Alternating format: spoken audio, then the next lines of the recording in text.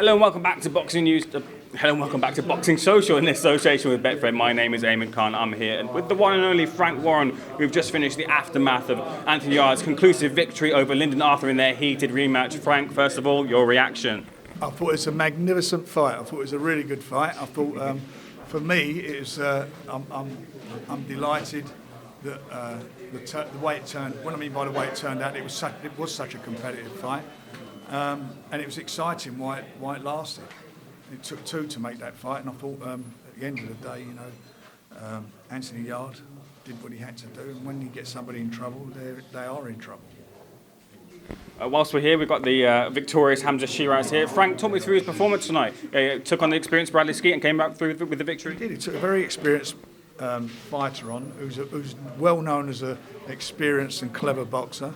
He's actually had more knockouts than Hamza's had fights, and he did what I expected him to do. He was old man in him at times in there, and and he's not. One thing about this young man, he is smart. He's not a dummy, and he'll learn from this fight. 100%. There were times in there he was doing the same thing, where he was, following him round rather than cutting the ring down and not letting his shots go. But once he started getting his distance, once he clipped him, then you knew the end was nigh, as it turned out. And that's what good fighters do. And it's all about experience. It's about somebody in there trying to old man you, which he was doing for a while, and then finally, he got his measure and did what he had to do, and done it in devastating style. Frank, you've done it throughout your career, nurtured young talents through with the types of fights that they need in this in the stage of their career. Was this exactly what Hamza needed to do? Yeah, he did. That's like having four quick knockouts. He'll learn from that. Sorry, Frank. Most people, listen, 22-year-olds, wouldn't take that fight. I've had 13 fights, like he said. He's had 30, however many fights. 32. He's European, been in there with top fighters. He's only lost to like the European champions and whatnot. Most people wouldn't do it, and I got the job done how I was meant to get it done. Do you know what I mean? Obviously, there was times, like Frank said, that I was getting old, man, but that's part of boxing. Do you know what I mean? Trials and tribulations. Learning. That's what makes you a better fighter at the end of the day. Frank, how far do you think this young man can go? I think he can go very far because he's smart, and they'll watch that fight back, and the team will watch it back, and they'll see, what needs to happen in the future. But it's great experience for him tonight. Fantastic experience. What the worry is when you sit on the other side of the ropes, you're thinking, come on, do it. We know you've got it in you to do it and find that knockout.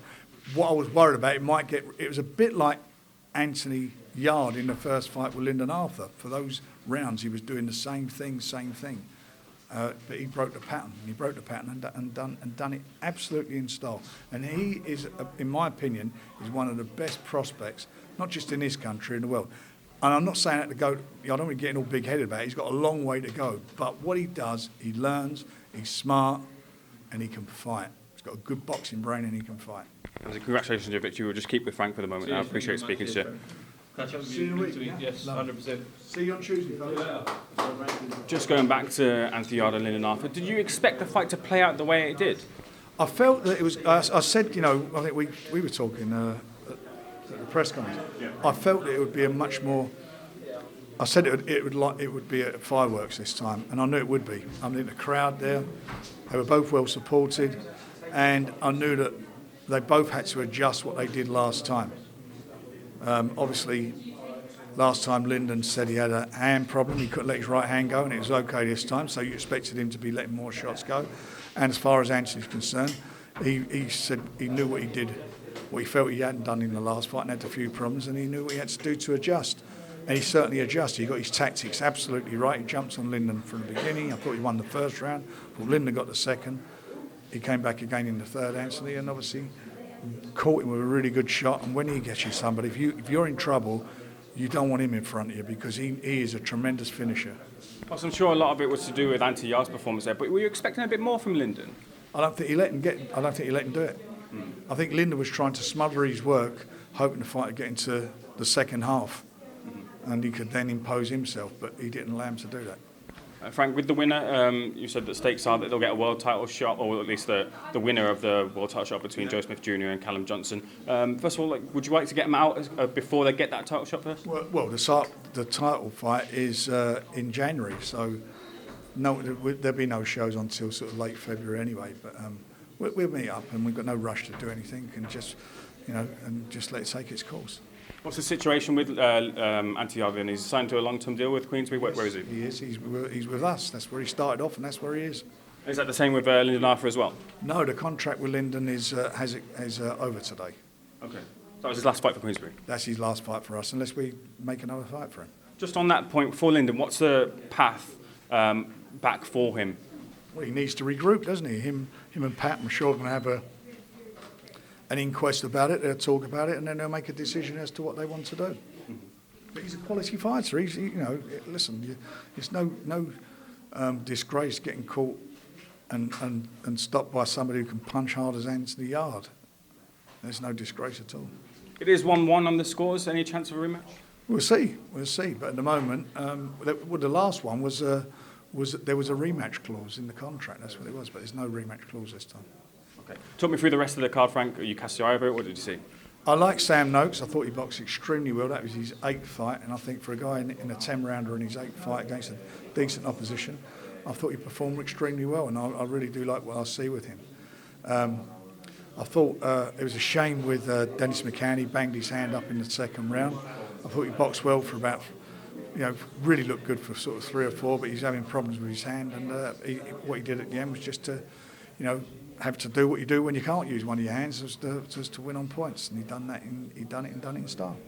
Kamil Sokolowski doesn't often get victories on the scorecards. He did tonight against George Fox there. First of all, Frank, I feel like with Kamil, if he had a bit of a backing, he could go to a certain level with fights and potentially be successful in the sport. Would you ever think about working with Kamil? No, I haven't. But I mean, I hear what you're saying, and I see why you're saying it. George is with us. That was his 5th fight. I just felt he didn't even get. He just didn't get off.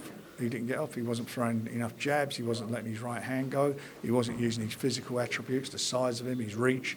He just wasn't using it, and he let the fight slip away. So hopefully he'll learn from that, and that'll stand him in good stead moving forward.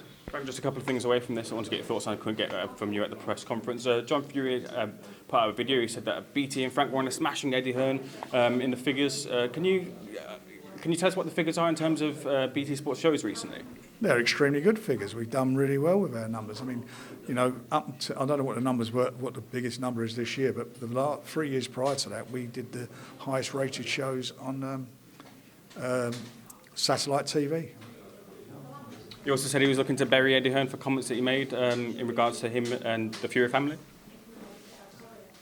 I don't know, but I haven't seen that interview. No, there's just a couple more for me. Just a couple more for me, Frank. Frank, don't know if you saw the aftermath of George Kambosos to Teofimo Lopez. There was a report coming out about Teofimo Lopez's health after the fight. I was just wondering how you feel about a fight. If they're not in full health coming into the fight, should they take a fight to postpone it? He had an injury? No, he had like a problem with his breathing coming into the fight. Teofimo Lopez has had asthma issues in the past anyway. But Look, I hate this. I'm not being callous about this. Sure. But after a fight, what is the point of even saying that? If you're not well enough, you shouldn't be in the fight. As simple as that. You shouldn't be in the ring. If you've got something wrong with you, don't go in the ring, because no one cares afterwards. Hey, you got beat. That's it. And I'm not being callous, but no one. It just sounds like an excuse. I'm sure it isn't an excuse, but you shouldn't have been in there in the first place. If fighters are not right, then don't fight. final thing for me, Frank, it was confirmed on Eddie's side that talks have started with the potential of Anthony Joshua stepping aside from that. There's a lot of vagaries in the sport, Frank, in terms of these sort of things. Can you tell us what initial talks actually sounds like? What's actually the conversations going on? Well, the conversation is how much. As simple as that. That's all it is. How much money? I've heard the big figure 40 million bounded about. I haven't heard that, and if it is being bounded about, it don't look like it's going to happen, does it? What's the percentage, in your opinion, that it's likely to happen, that step aside? I can't tell you, because at the end of the day, it's all down to Anthony Joshua. Anthony Joshua, at the end of the day, has to make that decision. I can't make it for him, and he has to be satisfied, and if he's satisfied, get on with it. Frank, I'll leave the final word for you and tonight's action. Tell me what you saw. I thought it was a really good, exciting show with some exciting boxing, some of the best young up-and-coming talent in the country, and I thought Anthony Yarde was devastating, and I thought Hamza Shiraz come of age. Frank, thank you so much for speaking to Boxing Social. Much appreciated. All the best. It's a pleasure as always. Thank you so much. Thanks. You.